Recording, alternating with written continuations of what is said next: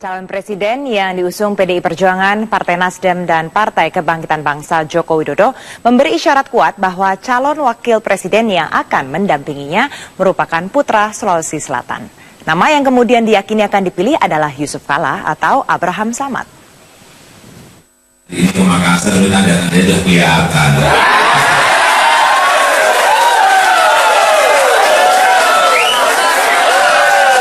Kalau ciri-cirinya pakai kumis, saya bisa.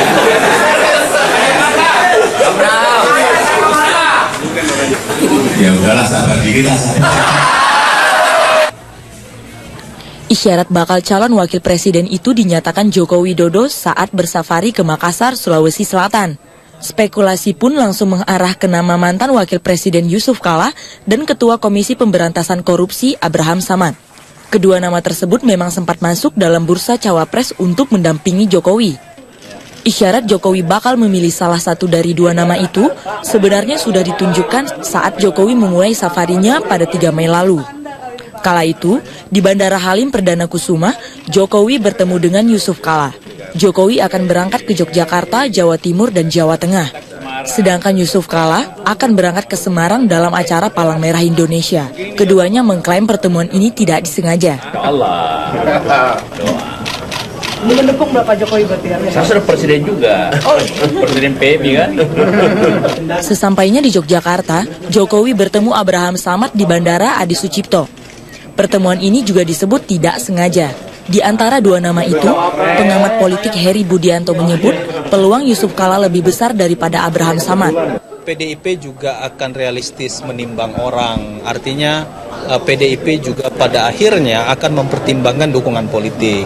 Ya kita tahu betul dari segi kapasitas Abraham Samad memiliki kemampuan kemampuan dalam pengelolaan persoalan hukum, terutama pemberantasan korupsi. Tapi kan mengelola pemerintahan kan bukan itu saja. Jam terbang itu penting menurut saya. Jadi jam terbang, saya justru kok melihat bahwa tokoh-tokoh politik, tokoh-tokoh muda di politik, tadi saya sudah katakan bahwa Jokowi sebaiknya memang tokoh senior yang menampingi beliau, orang yang memang paham betul tentang dinamika politik secara nasional bahkan di internasional. Kalau enggak, menurut saya akan lemah pemerintahan itu kalau memaksakan diri tetap melihat orang yang tidak memiliki basis dukungan politik real ya di parlemen. Pendaftaran pasangan calon presiden dan calon wakil presiden akan dibuka mulai 18 Mei mendatang.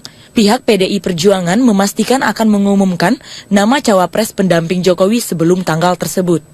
Tim Liputan Metro TV. Sementara itu, dua calon presiden Partai Kebangkitan Bangsa memiliki sikap yang berbeda atas keputusan PKB berkoalisi tanpa syarat dengan PDI Perjuangan. Rhoma Irama langsung menarik dukungan dari PKB, sedangkan Mahfud MD memilih menunggu perkembangan. Keputusan Partai Kebangkitan Bangsa berkoalisi dengan PDI Perjuangan untuk mendukung pencapresan Joko Widodo ditanggapi berbeda oleh dua capres PKB Rhoma Irama dan Mahfud MD. Rhoma Irama menolak keras koalisi tersebut dan langsung menarik dukungan dari PKB. Rhoma juga membebaskan pendukungnya untuk menyatakan penolakan asal tidak anarkis. Sikap berbeda ditunjukkan Mahfud MD, ia memilih tidak ingin menanggapi terlebih dahulu karena PKB belum secara resmi berkoalisi dengan PDI Perjuangan mendukung Joko Widodo. Saya tidak menyiapkan jawaban untuk itu selama ini karena saya menunggu saja kalau sudah terjadi. Baru akan ditentukan jawabannya mau apa gitu ya. Karena itu belum terjadi, maka ya kita tunggu sajalah. Menurut saya Pak Jokowi itu orangnya mobilitasnya tinggi ya untuk turun melihat fakta-fakta dan berkomunikasi dengan masyarakat. Saya bisa memosisikan diri sebagai eksekutor dan administrator. Sebagaimana diketahui, PKB sudah menyatakan berkoalisi dengan PDI Perjuangan untuk mendukung pencapresan Jokowi. Sedangkan Jokowi sendiri mengisyaratkan akan mengambil calon wakil presiden dari Sulawesi Selatan. Tim Liputan Metro TV.